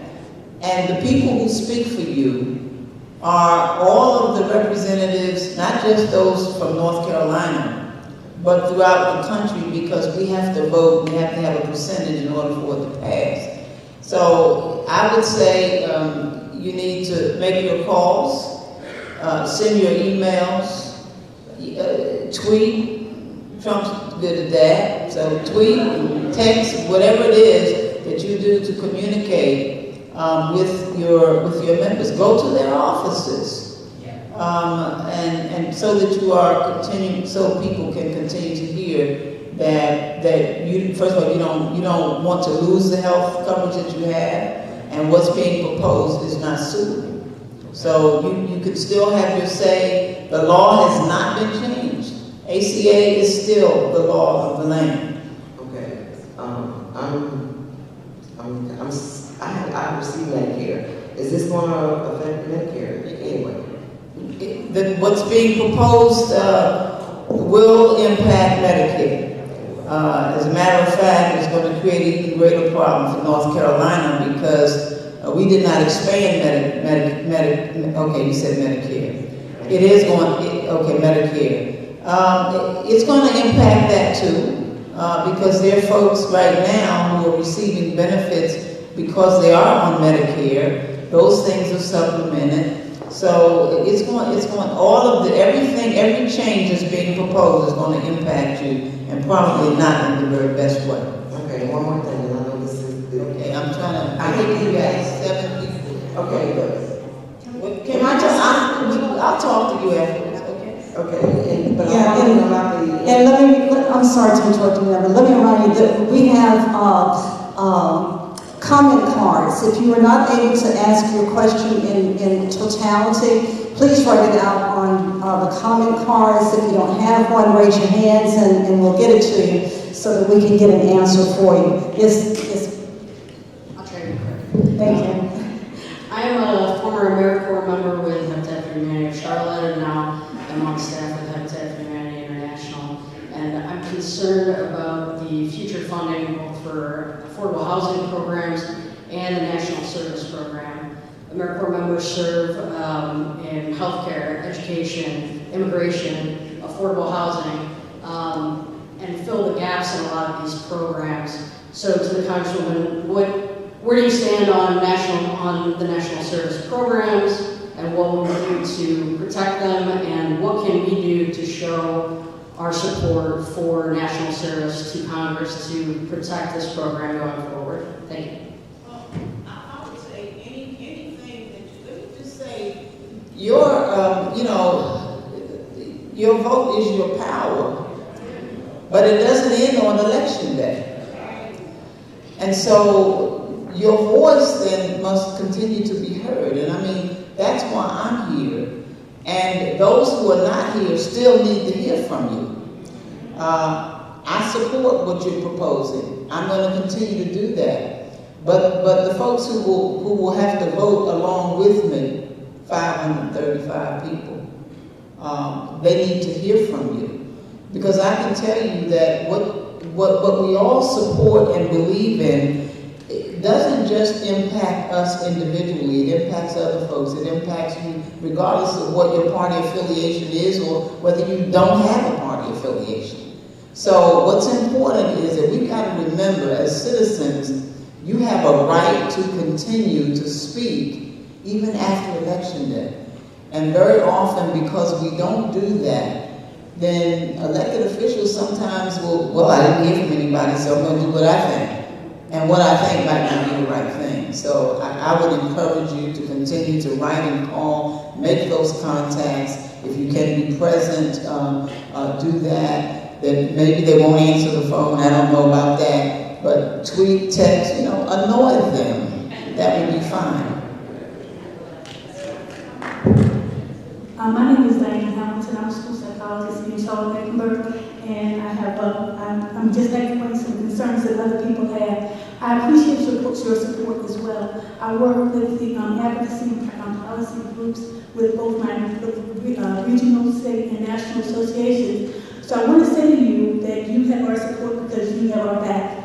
I'm concerned about the health bill, but I'm also concerned about children in the schools and not having social emotional learning opportunities that might evaporate. We have an education secretary who knows nothing about education.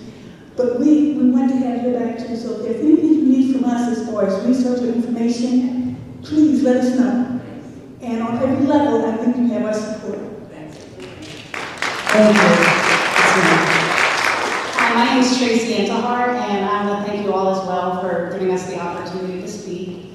I would just like to touch for a moment on how you feel about the federal proposed gun law changes that would allow folks from other states to carry concealed armed weapons into our state, which would be against what our current laws are. And also, some of the items about, being more relaxed on background checks, allowing mentally ill people to have access to guns, and having guns in our schools. Thank you very much for your question. I've been working on this issue for a long time, since I was in the North Carolina House. I'm not a great fan of NRA is not a great fan of Alma Adams, let me put it that way. Because I just believe that we need to have greater enforcement. I think our laws need to be stronger. We need to have greater oversight. Now, I certainly don't. I don't want to take anybody's rights away. If you want to own a gun, that's fine. But I just believe that they belong in certain. They don't belong on our school grounds. We passed a law in North Carolina that would allow you to have a gun on campuses, on college campuses, on school grounds. I think that's wrong. I do think we have to have background checks, particularly at gun shows, where you can just go in and purchase and you can trade and those kinds of things. So I've been a strong supporter of greater control for a long time, and I continue to do that. I'm not sure if that is the disposition of the majority of members of Congress. I know it isn't. So we're going to have to continue speaking out about it. There's too much violence, and the access is just too much access. And I think that it's created some serious problems in our community. So thank you very much for the question.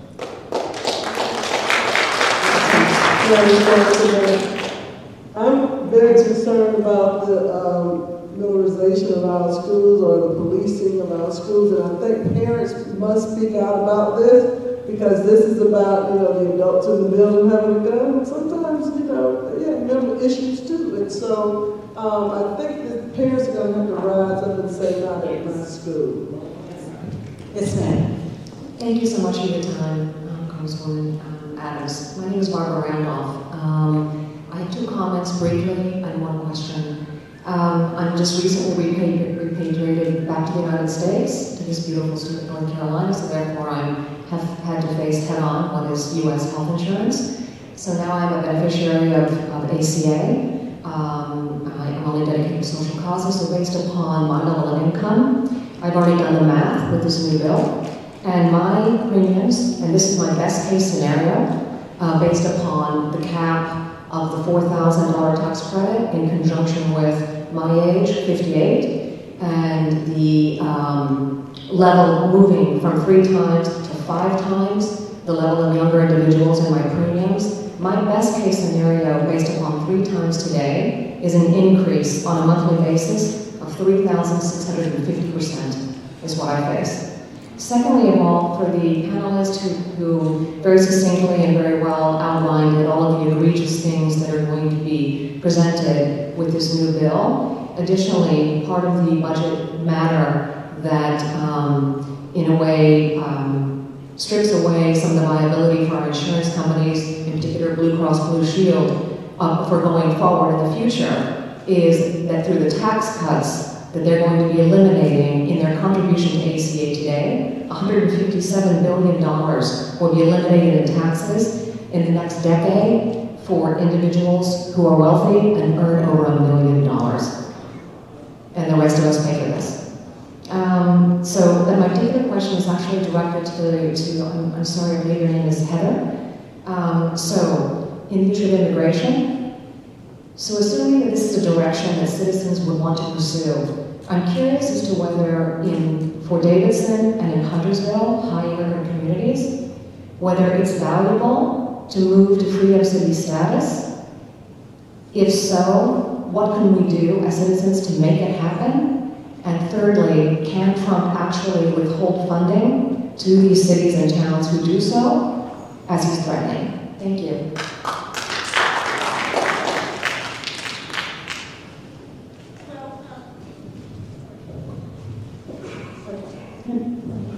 Well, with regard to the benefits of doing so, as you indicate, I mean, one thing that I would say is, there's a lot of false information out there about the impact on the economy that immigrants have, and that in fact they contribute millions to our economy. Most of them, in fact, do pay taxes even if they're undocumented, but often do not receive the benefits and do not receive refunds.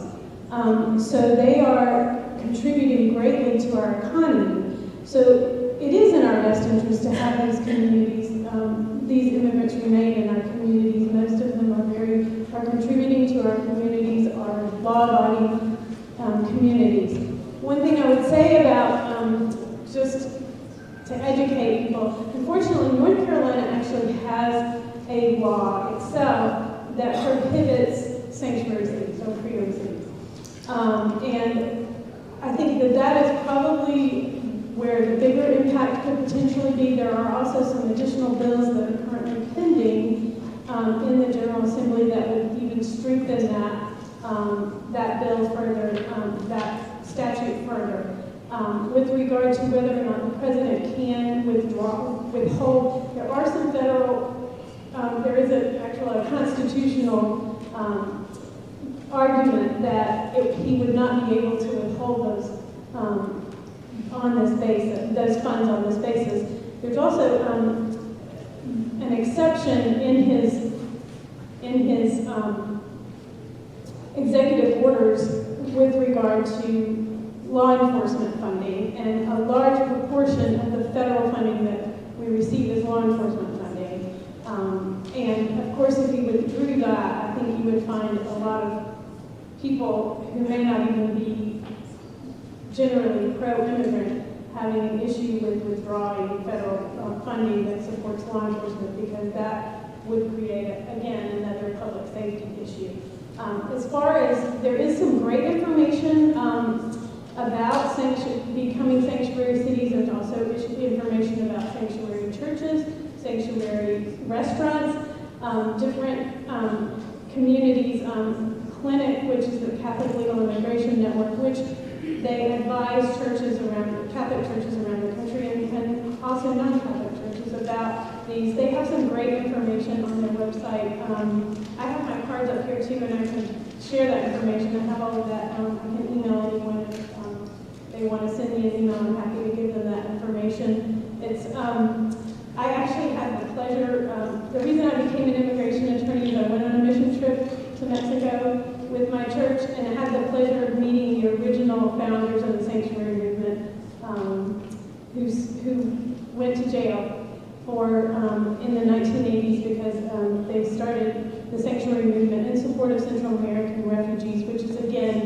primary people that are being targeted in our communities now. Most of them are from El Salvador, Honduras, and Guatemala, all of which, although it's not officially titled civil war, they're all in civil war because of the gang violence that all of these countries are suffering from. Thank you. Thank you. I hate to do this, but we are about to exceed our time that the church has allotted us. I'm really sorry to do this, but those of you who did not have a chance to ask a question, if you could please write it down on the comment cards, and we will get a response to you. Please do that for us. We need to be respectful to the church and the time frame. So at this time, I know you really want to ask your question, but we really do need to. Whether Congressman Adams thinks Duke or Carolina.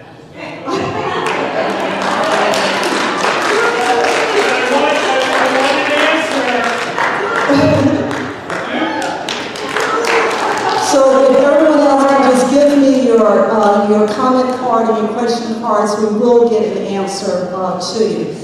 Join me in thanking the panelists for